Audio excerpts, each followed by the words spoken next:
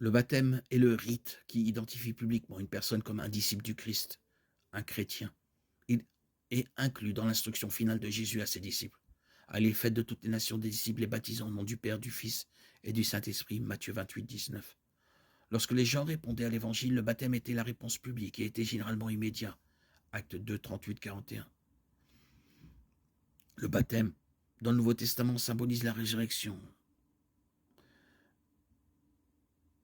du Christ, ainsi que sa mort.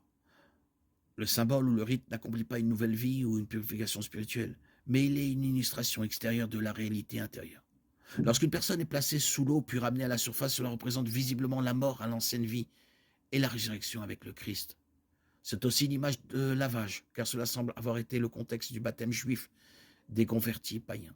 En même temps, le baptême est le rite public d'initiation à l'Église et une confession publique d'identification avec le Christ dans la mort et la résurrection. Romains 6, 3, 4.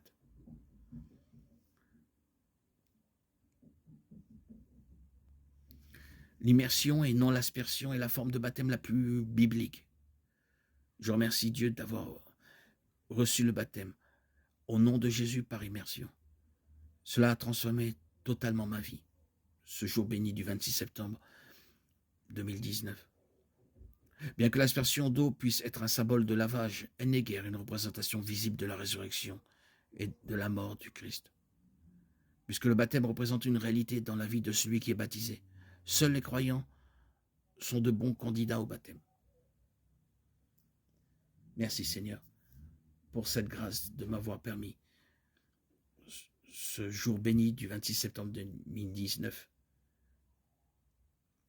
d'être immergé dans les eaux de mon lac, de ma ville natale, et d'être baptisé au nom de notre Seigneur Jésus.